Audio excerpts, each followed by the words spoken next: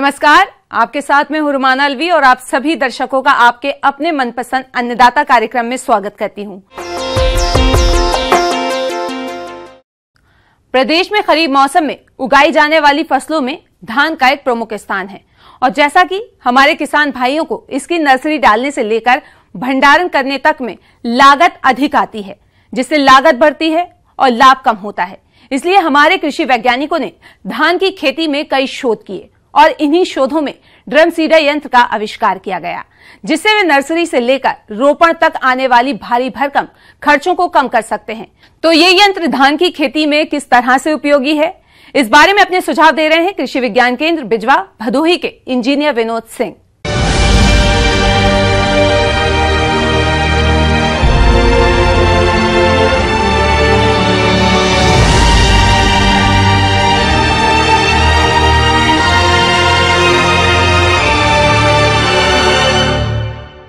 देखिए, drum seeder जो होता है वो एक आयरन मेड लोहे का बना होता है, जो एक सिलेंड्रिकल टाइप का इसमें एक रोलर लगा होता है, जिसमें कि बाहर ग्रुप एक पेक्स टाइप के जो है मुड़े हुए इसमें जो खुटियां लगी होती हैं और उन रोलर में जो है बेलन में ये छेद होते हैं छोटे छोटे, और इसमें एक हैंडल होता है जो कि मैनुअल ऑपरेटेड होता है।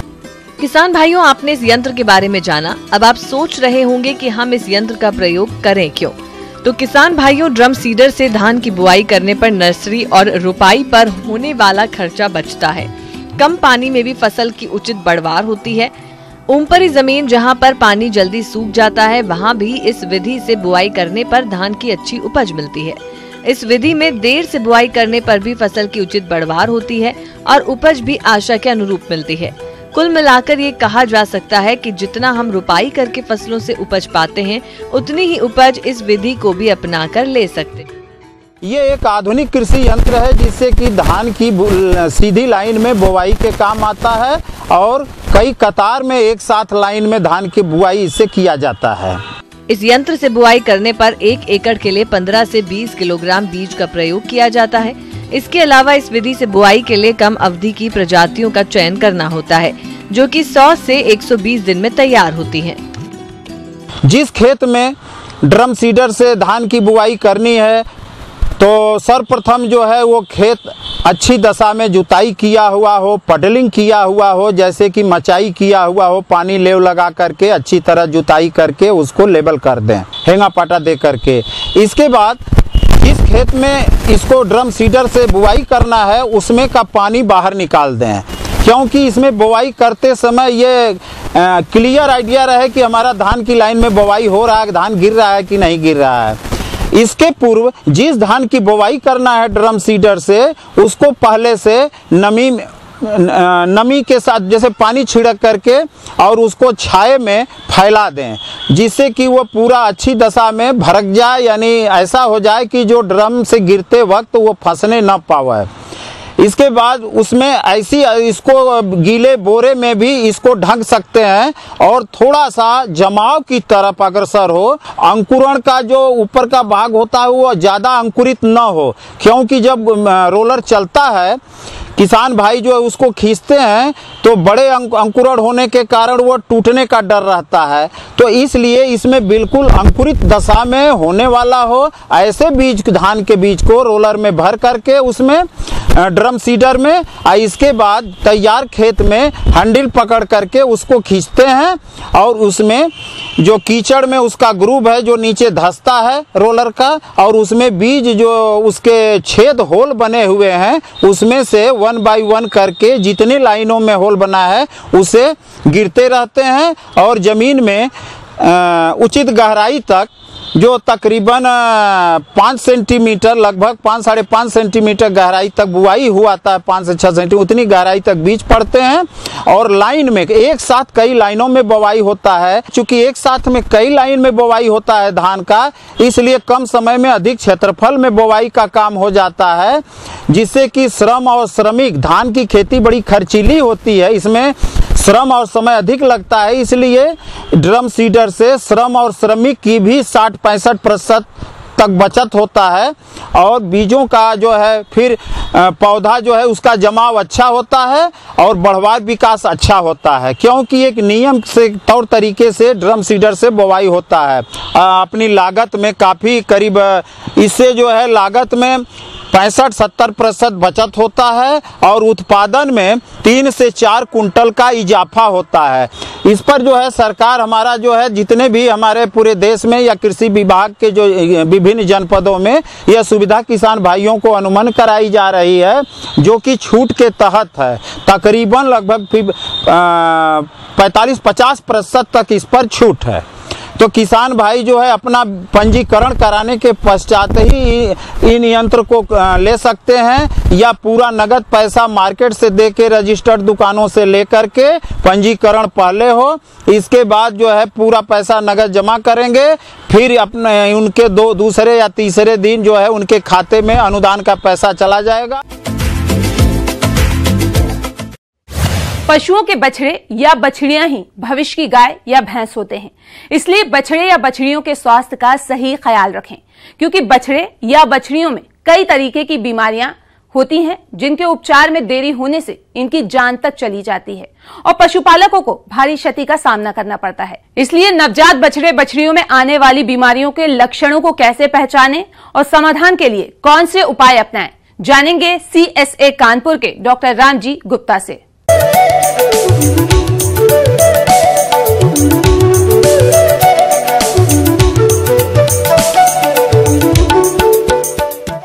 किसान भाइयों, जैसा कि आप जानते हैं कि जो भी हमारा न्यूली बॉर्न बच्चा होता है उसकी स्किन बहुत ही सॉफ्ट होती है, बहुत मुलायम होती है।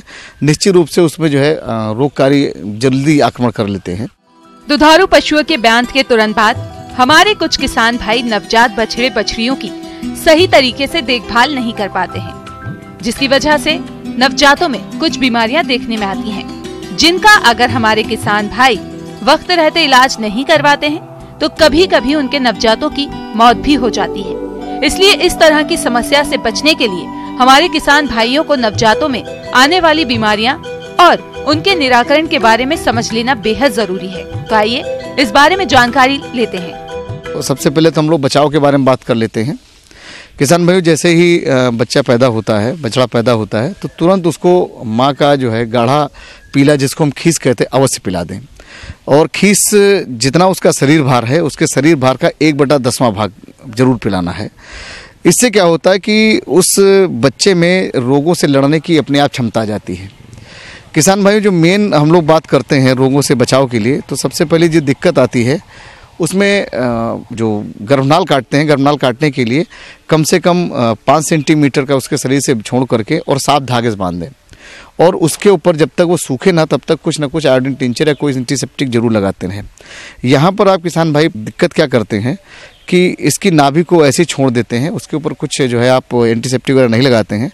गंदगी की जगह पर जो बछड़ा बैठता है तो उसके ऊपर जो है उनमें कीट ब्यात पैदा होते हैं, और इसके बाद वो जो है नेवल ईल नाम का एक रोग हो जाता है, जिसमें नाभि का पकना, फिर बुखार आना, ये सारी दिक्कतें आ जाती हैं। तो अगर इसमें थोड़ी सी आपने सावधानी रखी तो ये समस्या समाप्त हो जाएगी। इसके अलावा किसान भाइयों, देखा ही जाता है कि किसान भाई जानकारी के अभाव में बछड़े को या तो ज़रूरत से अधिक खीस पिला देते हैं या ज़रूरत से कम पिलाते हैं। ज़रूरत से अधिक खीस पिलाने पर बच्चे में ओवर फीडिंग हो जाती है और कम पिलाने पर अंडर फीडिंग हो जाती है, जिससे उनका जो है स्वास्थ्य गड़बड़ जाता है। ओवर फीडिंग होने की वजह से किसान भाइयों जो बछड़ा है उसका पेट चढ़ा चढ़ा सा होने लगता है और उसके बाद जो है दस्त उसको आने लगते हैं। किसान भाइयों, इसमें बहुत ज़्यादा घबराने की बात नहीं है। यदि दस्त नॉर्मल है, मतलब किसी तरह के उसमें कोई बुज्जे नहीं दिखाई पड़ते हैं, बदबू नहीं आ रही है, तो घबराने की बात नहीं है, क्योंकि जो आप खीस पिलाए हैं उसका एक प्रकृति होता है कि उसका वो पेट साफ करता है। इसके अलावा यदि किसान भाइयों किसी तरह के बुज्जे दिखाई देते हैं या उसके गोबर में बदबू आती है तो निश्चित रूप से आप पशु चिकित्सक से अवश्य संपर्क कर लें। इसके अलावा किसान भाइयों, जैसे ही आपका बछड़ा करीबन महीने भर का हो जाए तो उसको डिवर्मिंग की एक दवा अवश्य दे दें, क्योंकि इससे होता क्या है कि उनके पेट में जो है कीड़े बढ़ते हैं, और कीड़े बढ़ने की वजह से देखते हैं आप कि पेट नीचे लटका हुआ रहता है और शरीर में उनको कुछ नहीं लगता है। इसके अतिरिक्त किसान भाइयों, जैसे 6 महीने का होता है 3 महीने के उपरांत इसमें आप जो है FMD का टीकाकरण अवश्य करा दें। और इसके बाद जो है जैसे जैसे जो टीके का शेड्यूल आता है 6 महीने पर, फिर 8 महीने पर, वो आप फॉलो कर लीजिए। तो इस तरह से अगर करते हैं तो आप निश्चित रूप से जान लीजिए आपके बछड़े को कोई रोग आने वाला नहीं। बढ़ते हैं अगली प्रस्तुति की ओर।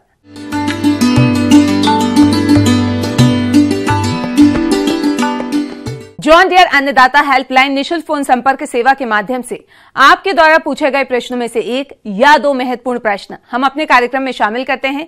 इसी के तहत आज का चयनित प्रश्न और उसका जवाब इस प्रकार है। अन्नदाता निःशुल्क फोन संपर्क सेवा के माध्यम से पूछे गए प्रश्नों में से आज हमने जिस प्रश्न को कार्यक्रम में शामिल किया है उसे पूछा है ग्राम रानीपुर, जिला गोरखपुर के कृषक बलवीर सिंह ने।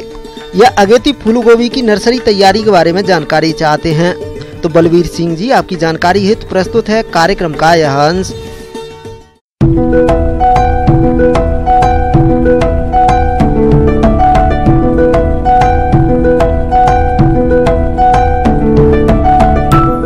नर्सरी के लिए किसान भाइयों इस बात का ध्यान देते हैं कि हम लोग जो है लगभग 1 मीटर चौड़ी और लगभग 3 से 4 मीटर लंबी क्यारी बना लेते हैं। उस क्यारी में जो है 1 भाग सड़ी गोबर की खाद, 1 भाग खेत की उपजाऊ मिट्टी को मिलाकर के लगभग 4-5 इंच मोटी तह बना लेते हैं।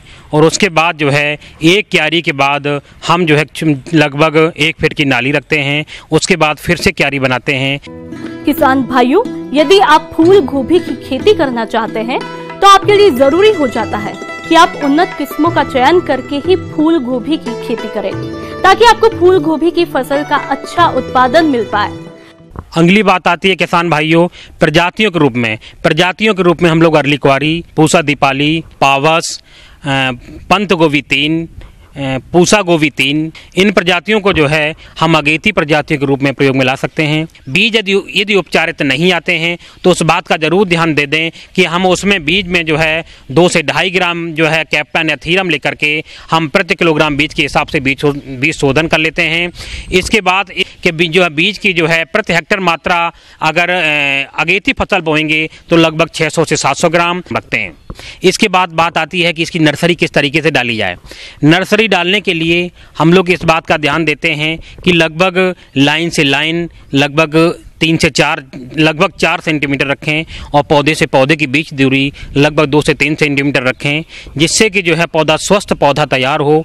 इसमें क्योंकि लाइन से लाइन हम बीज की बुवाई करते हैं और ऊपर से इस बात का ध्यान देते हैं ऊपर से जो बीज के साथ साथ हल्की सी नमी उसमें बनी रहे। इसके लिए हम जो है उसमें सड़ी गोबर की खाद की महीन खाद को लेकर के ऊपर से हल्की हल्की डालते रहते हैं, जिससे कि जो है उसमें नमी संरक्षित बनी रहे। और इसके साथ मिट्टी जो ऊपर से ढक देते हैं, ऊपर से जो है पुआल या किसी से इस तरीके से कवर कर देते हैं जिससे कि नमी उस क्यारी की संरक्षित बनी रहे। इसके बाद हम लोग क्या करते हैं कि जो हमने एक क्यारी के बगल में जो नाली तैयार की थी उस नाली में पानी भर देते हैं। उससे क्या होता है कि उससे नमी हल्की सी ऊपर चली जाती है। इसके अलावा हल्का सा हम फव्वारे से ऊपर भी हल्की नमी उसमें कर देते हैं, जिससे कि उसमें हमारा बीज आसानी से अंकुरित हो जाए। 30 से लगभग 25 से 30 दिन की नर्सरी ही हम लोग जो है रोपण के लिए प्रयोग करें। इस प्रकार किसान भाइयों हमारे द्वारा बताई गई विधि से यदि आप अगेती फूल गोभी की नर्सरी की तैयारी करेंगे तो आपको जो है अधिक लाभ प्राप्त होगा। आइए अब एक नजर डालते हैं राज्य के कुछ चुनी हुई मंडियों के प्रमुख फसलों के बाजार भाव पर।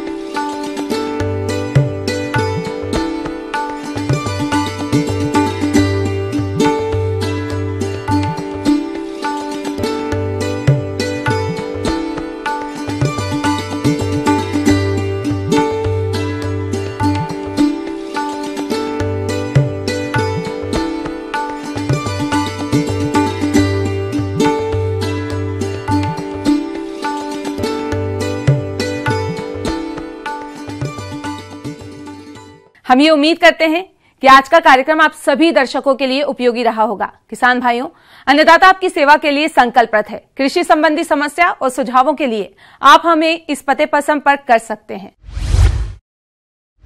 प्रोड्यूसर अन्नदाता, news 18, Uttar Pradesh, Uttarakhand, Ramoji film city, Hyderabad 501512। साथ ही आप हमें ईमेल भी कर सकते हैं। हमारा ईमेल एड्रेस है p18annadata@nw18.com।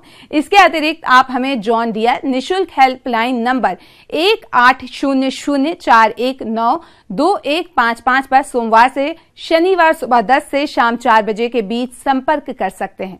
किसान भाइयों, अब समय हो रहा है आपसे विदा लेने का, तो हमारी अन्नदाता टीम को दीजिए इजाजत। कल फिर आपसे मुलाकात होगी कृषि संबंधित कुछ और महत्वपूर्ण जानकारियों के साथ। नमस्कार।